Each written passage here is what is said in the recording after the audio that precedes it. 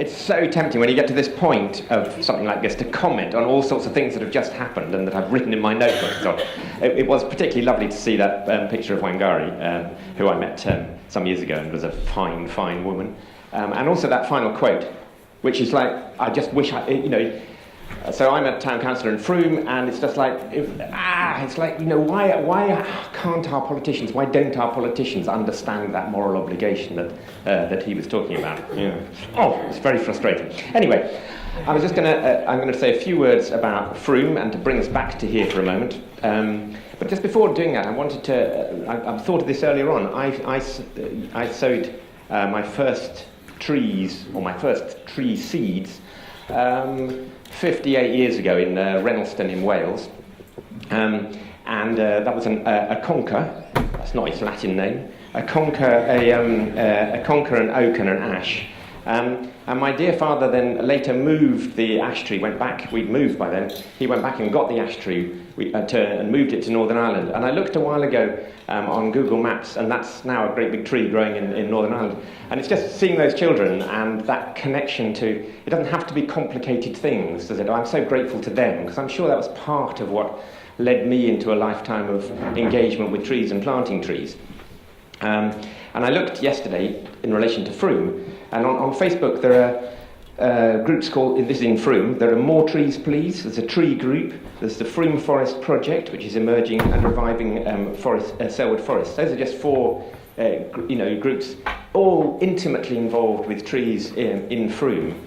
And because Susie's such a good programmer, what I and Julian are going to do now segues perfectly from that whole thing about community engagement and community tree planting. As I mentioned, I'm a town councillor, and we've really put things environmental at the core of what we do in Frome. We had a very early neighbourhood plan, and at the centre of that is something called One Planet Living, which has this really novel idea that actually we've only got one planet, which is kind of like, it's another of those things which is like, how does anyone think we're going to live in ways which will involve using resources that require more than one planet? Anyway, so we've got One Planet Living at the core of what we do, and also carbon zero targets for 2046. Though in thinking of what those IPCC reports, we're thinking we might bring that a bit nearer home. But anyway, we also know how we could achieve that. So we know what we need to do in Frome. Now all we need to do is persuade some other people to help us to do that. It was also touched on earlier, we're working on trying to get rights for the River Frome. And that's quite advanced. It'll be really, really interesting to see whether that happens. We're trying to get a bylaw into Frome which gives the river rights, which I know sounds a bit bonkers at first. And when we first talked about this at the town council, people said, how can you have rights without responsibilities? And someone said, yeah, what about corporations? It's like, oh yeah, okay, good point. And then it's like, then oh yeah, okay. And we've gone down a route which hopefully will lead to a bylaw which gives rights to the river, which means that any one of us or anyone else could defend or whatever the river. So if the river was polluted or stopped flowing in any way, we could then take the person responsible, the people, the company, the corporation, to court for doing that. Or the frackers, incidentally. Which is so we'll see what happens with that. The kind of final thing I want to say about this is that, and it does fit in really well with what you were talking about in terms of the community growing. And again, we touched on this earlier. There's an apple orchard being planted about 5 minutes walk in that direction over this weekend. This is Apple Day in Frome, so there's lots of apple activities happening over there as we sit here. And a fairly significant forest that's been planted, a fairly significant orchard that's been planted there. And that was, the funding for that came through a people's budgeting event. So basically we said, here's a pot of money, what do you, the people, want to spend it on? The good people of Frome said, we want to spend it on an orchard. We let people vote in that down to the age of 10. So you didn't have to be a registered voter. You could, anyone from the age of 10 upward voted in that process. So there were a lot of children who must have made that decision to choose planting an orchard as what they wanted in Frome. And that, as I say, you can go and look at on the way home. Hopefully it'll still be there. Should be. And it's actually, thinking of still be there, Frome isn't perfect. We do have vandalism, But hopefully, by that engagement, people made that decision to plant it. They are there planting it.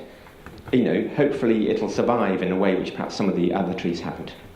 Now then, what I'm going to do is to introduce Julian to you, who's there, and who's going to come up, and we're just going to show some pictures of Julian's and talk about something else that very much relates to Frome, which is that we're also sitting here, or standing here, in the middle of what would have been the Selwood Forest.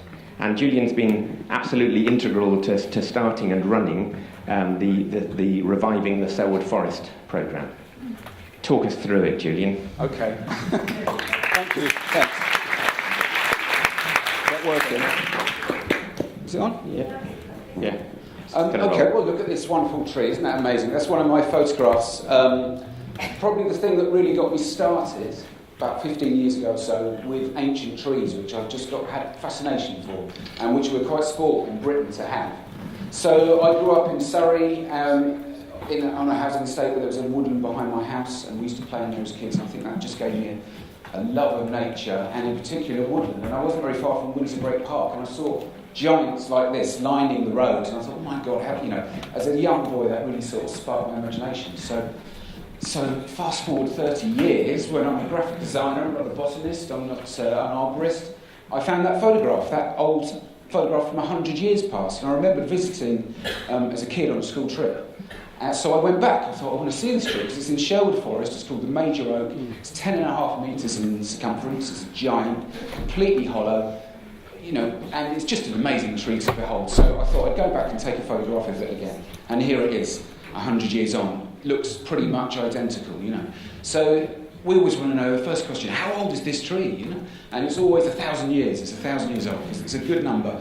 But estimates of this tree's age are 600 to 1,000 years, and that's quite a wide, margin for error, isn't it, But I thought, well, actually, if in a century it hasn't changed, maybe it is a 1,000-year-old tree, there's every reason. And that ties in with when the Normans came over, William the Conqueror was a keen hunter, cut off large tracts of land for forest, and said, that's where I want to hunt, in between these big trees in wood pasture. Now this tree, it sent me on a journey around Britain. Well, what have we got? What are the oldest trees? That's the biggest oak in Britain. It's in Bowthorpe in Lincolnshire, in a little village. Again, it's an open-grown wood pasture tree. They like the space, they like light, these trees. They don't grow to this size if they're hemmed in what we think of as forest. So when I went to visit this tree, I asked the farmer if, I asked if I could go and visit it. She charged £2.50. I only had £2. She let me in anyway. It's very kind of her. And when I told her what I was doing there, because I was in publishing, I thought, this is a book, It started off as a little hobby, and I ended up getting completely obsessed with ancient trees and going around the country and finding these fantastic trees. So I thought, this has got to be a book, So I went with her into her house, and she pulled out this old photograph of the whole community. The whole village had come out 100 years ago. So that sort of set me on a trip around Britain doing this thing, and I had a book out called Britain's Tree Story. Again, it's that story of trees, it's about the story, that's the connection with us, it's such a powerful thing, really, because it's always been us, and then there it is, there's a whole village has come out, it's a community asset, this tree, and it's still there. It could be 1,000 years old, it's completely hollow, full of graffiti, ancient graffiti, carved by all the local school kids going back hundreds of years. It's just fantastic, So I had a book about Britain's trees, and when I finished that, I was a bit of a loose end what to do, so I thought, I'll go around the world and do the same thing. So 100 trees in 39 countries kept me busy, almost bankrupted me in the process. But coming back here, I live in Frome, and I've lived here for 25 years now, and I want to know what's in my local area. Well, what have we got here? What's around us? And this ancient forest thing, well, here you can see from this map, which I've roughly drawn out, in the middle of that dark patch is roughly where Selwood Forest was. It went sort of from Frome down to Wincanton, and from Bruton to Warminster. So it's like 30 miles by 10 miles, because everyone in Frome knows they've all heard of Selwood Forest. We've got Selwood Road, Selwood School. There's reminders in the landscape and everyday things. Well, where's Selwood Forest? Where's this great forest we can go and visit? Well, it's not really like that, and it never probably was. It was piecemeal, this mosaic landscape, of wood pasture and certainly heavily wooded areas, but not this big blanket that we think of, which of course Isabel touched on earlier so well. So what I started to do, as well as photographing the trees here, I collect their acorns. It just seems to me the most natural thing to do. This simple little tiny acorn that will grow into this most amazing trees. So I've been collecting acorns and started very small scale, if you like.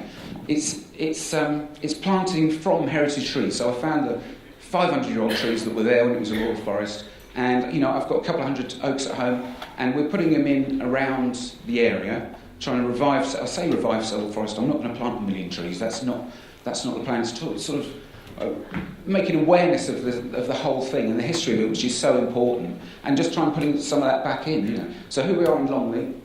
This is one of my favourite trees. I call it the Line of Longley because you can hear the lines roar from this tree. It's about 8.5 metres in girth. It's completely hollow, and it's a hot spot for biodiversity. I've seen bats, barn owls fly out of it. I've seen ravens and buzzards in the branches. It's full of wildlife, and as it decays, as wood decays, that makes another habitat for all the little creatures, some of which only live in the decaying wood of ancient English oaks. That wouldn't have developed if we didn't have these big open trees, for a long, long time. So here we are in a part of Selwood Forest, if you like. This is a wood pasture landscape. This is the sort of thing it would have looked like.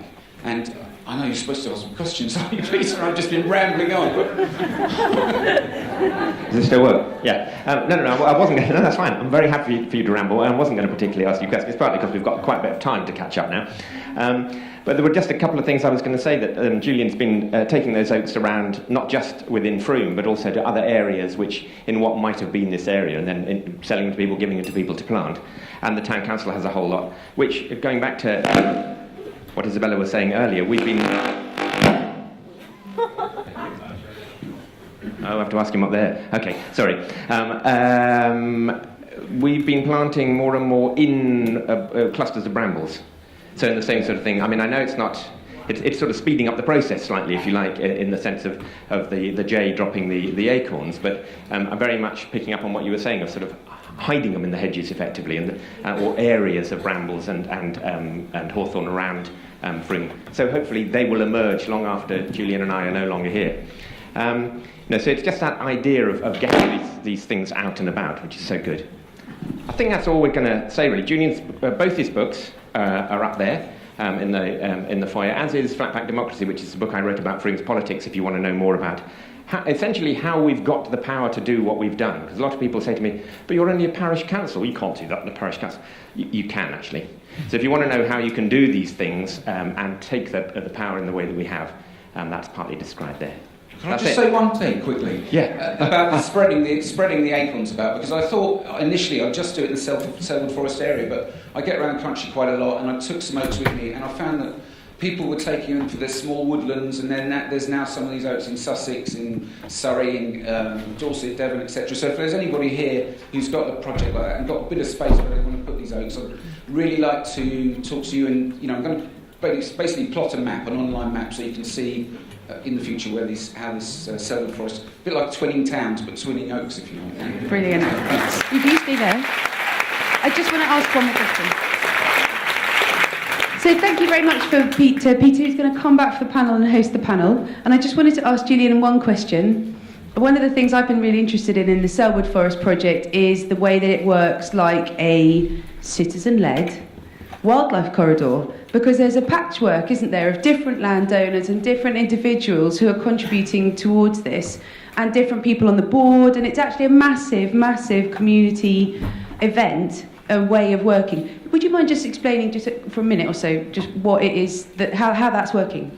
Okay, well, these big old trees, more often than not, always find them on the big estates. That's where they survive, where they've had this time and space. So that map of Selwood Forest, at the top we've got the Longley estate, and then we've got the Duke of Somerset's land, which runs down to the bottom, where you've got Stour Head. And you could say, if you like, that's a wildlife corridor. And of course the landowners have got different ideas what they want to do with the land, but we have approached them with different projects, and hopefully we can, set some projects out through that. But community, it's key, isn't it, really? It's getting people involved. And you've got some pretty formidable people on your board as well that you're working with. So it's touching in on quite a few different organisations as well. So early days, we've got a group called the Selwood Forest Steering Group, which is basically people from different organisations, Woodland Trust, Somerset Wildlife Trust, etc. So we're trying to get some funding so we can really put something into this and get something happening on the ground. Really. Brilliant. Thank you so much. Things that put you through. Na na na na, na na na na. I wish I wouldn't do. Na na na na. I don't know where I've been. Na na na na, na na na na. We've been through every scene. Na na na na, na na na na. Searching for you, na na na na, na na na. No one but you, na na na na, na na na na. The things that put you through, na na na na, na na na na. It's always been